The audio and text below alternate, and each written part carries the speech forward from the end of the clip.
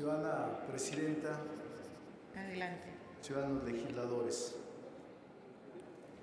intentaba excluirme del debate, pero observé, escuché una gran confusión doctrinaria y constitucional. Esta figura jurídica de la renuncia de ministros no es nueva. Desde 1824 existía una figura denominada imposibilidad perpetua que aplicaba a los ministros de la Corte.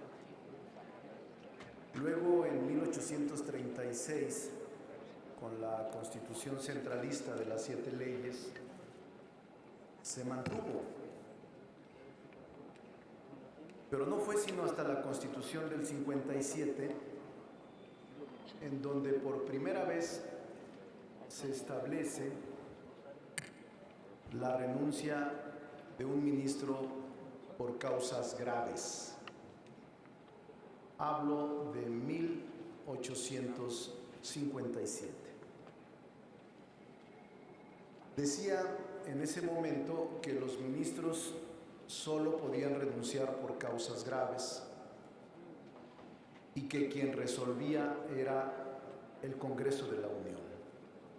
Y como el Congreso de la Unión estaba depositado en una sola Cámara, porque recordemos que se suprimió el Senado de la República de 1857 a 1874, solo existía una Cámara, la Cámara de Diputados, y ante ellos se presentaba la renuncia de ministro de la Corte.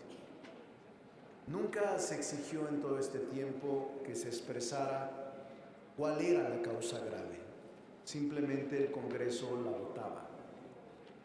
Hasta 1917 se contenía en el artículo 99, casi idéntica a la del 57, solo que en 1922 se establece por vez primera que la renuncia es por causas graves, pero tenía que ser aceptada por el presidente de la República.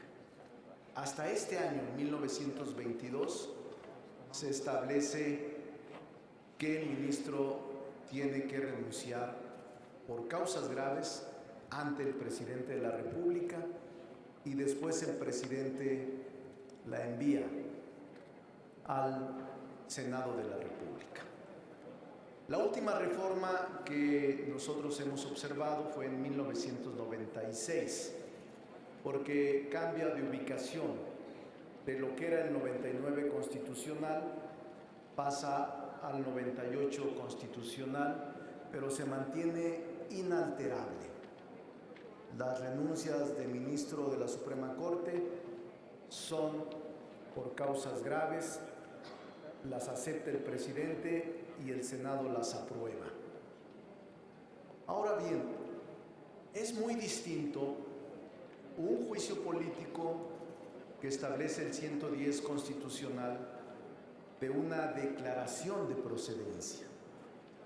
El juicio político, la Cámara de Diputados actúa como un órgano de acusación y el Senado como un órgano de sentencia. El órgano legislativo denominado Cámara de Diputados es el único que puede revisar la declaratoria de procedencia. Y la declaratoria de procedencia es simplemente para quitarle el fuero al funcionario y someterlo a juicio o a un procedimiento penal. Por eso hay una gran confusión. No es cierto que el juicio político debió imperar en este caso, sino en todo caso la declaratoria de procedencia, quitarle el fuero al ministro y someterlo a proceso. Pero yo les pregunto, en obvio de la racionalidad, ¿qué era lo más correcto? si el ministro no hubiese renunciado, quizá lo correcto era iniciar la declaratoria de procedencia con la carpeta de investigación que la Fiscalía General de la República dice tener, que nadie sabe si existe. Y por esa razón yo creo que hay una gran confusión.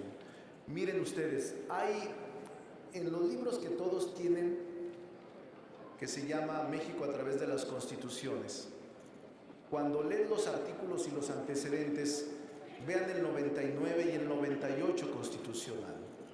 Incluso hay comentarios de ministros de la Corte actuales. ¿Cuál era el propósito de decir renuncia por causa grave? Un ministro solo puede renunciar por causa grave. ¿Cuál es la historia? No es el hecho de que el presidente de la República la califique o el Senado de la República la califique. El establecimiento de causa grave era como un mecanismo de protección al ministro de la Corte, para que no le pidieran renunciara por causas simples o por motivaciones políticas. El espíritu del constituyente era otorgarle el rubro causas graves para que no movieran al ministro por presiones políticas, y que por esa razón se mantenía ese mecanismo de autoprotección a los ministros. En este caso, me parece muy claro que el ministro Medina Mora no puede ser en esta Cámara enjuiciado. Yo no tengo nada en favor de él, pero tampoco en contra. Soy enemigo de estigmatizar y de acudir a linchamientos mediáticos.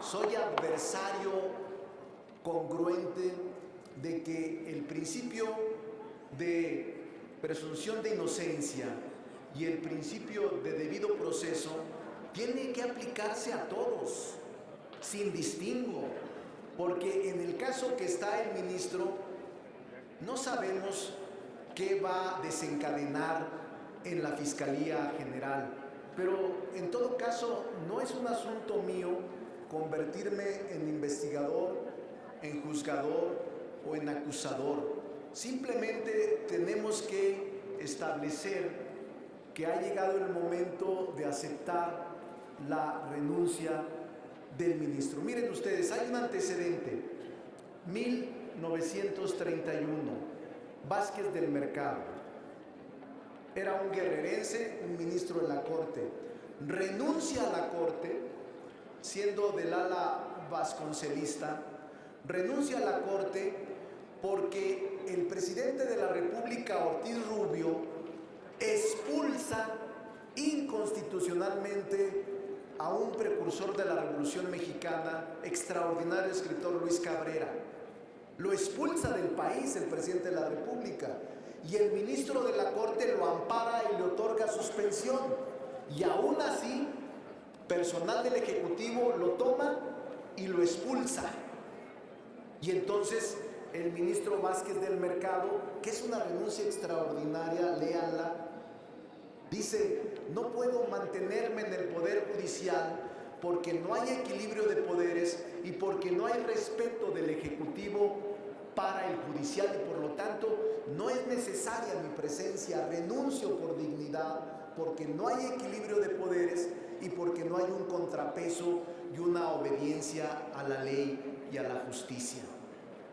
Nosotros queríamos evitar el debate. En la mañana, en la Junta de Coordinación Política, escuché voces sensatas de todos los coordinadores de los coordinadores y los integrantes de la Junta.